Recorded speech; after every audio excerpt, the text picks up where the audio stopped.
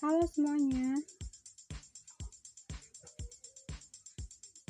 Pertama, saya akan menjelaskan tentang distribusi kesalahan normal.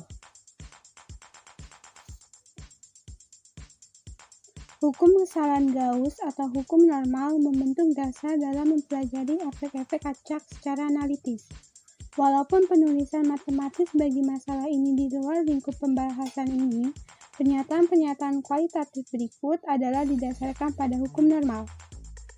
Yang pertama, semua pengamatan termasuk efek gangguan kecil disebut kesalahan acak.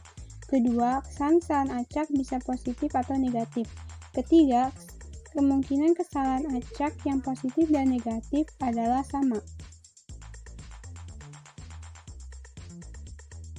Contohnya, hasil pengukuran seperti tabel di bawah ini. Untuk pembacaan 99,7 volt, jumlah pembacanya 1. 99,8 volt, jumlah pembacaannya 4. 99,9 volt, jumlah pembacaannya 12. 100 volt, jumlah pembacanya 19.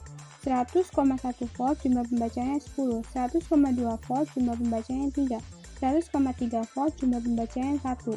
Sehingga jumlah pembacanya adalah 50.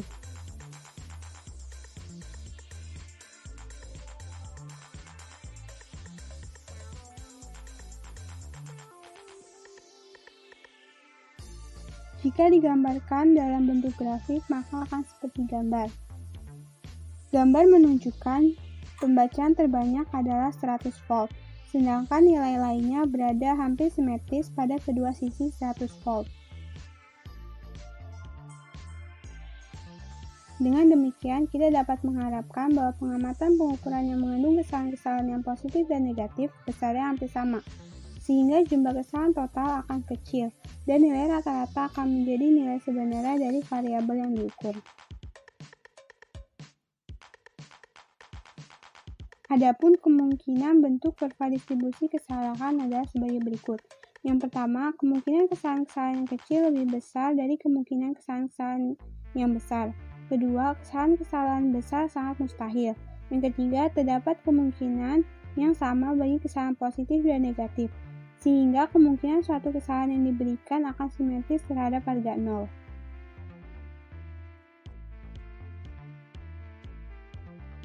Kurva distribusi kesalahan pada gambar didasarkan pada hukum normal dan menunjukkan suatu distribusi kesalahan yang simetris.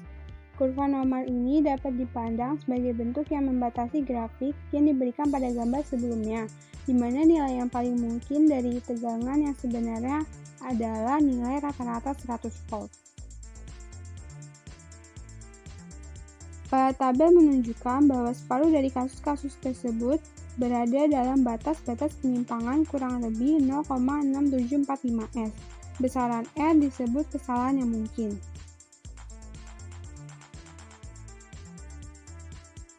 Contoh, sebuah tahanan sebanyak 10 kali memberikan data seperti gambar, dengan menganggap bahwa hanya terdapat kesalahan acak. Tentukan yang pertama nilai rata-rata, itu sama dengan sigma X per N sama dengan 1013 per 10 sama dengan 101,3 ohm. Yang kedua, deviasi standar itu sama dengan akar D kuadrat per N-1 sama dengan akar 0,36 per 9 sama dengan 0,2 ohm. Yang ketiga, kesalahan yang mungkin itu sama dengan 0,6745 kali 0,2 sama dengan 0,1349 ohm. Selanjutnya, saya akan menjelaskan tentang kesalahan batas. Batas-batas penyimpangan dari nilai yang ditetapkan disebut kesalahan batas atau kesalahan garansi. Misalnya, jika nilai sebuah tahanan adalah 500 dengan toleransi 10%, maka pabrik menjamin bahwa nilai tahanan tersebut berada di antara 450 dan 550. Pabrik tidak menetapkan standar deviasi atau kesalahan yang mungkin, tetapi menjamin bahwa kesalahan tidak akan lebih besar dari batas-batas yang telah ditetapkan. Contoh, ketelitian sebuah voltmeter 0 sampai 150 volt dijamin sampai 1% skala penuh. Tegangan yang diukur oleh voltmeter adalah 83 volt. tentukan limiting error dalam persen. Maka batas kesalahannya adalah 0,01 kali 150 volt sama dengan 1,5 volt. Maka presentasinya itu sama dengan 1,5 per 83 kali 100% sama dengan 1,81%.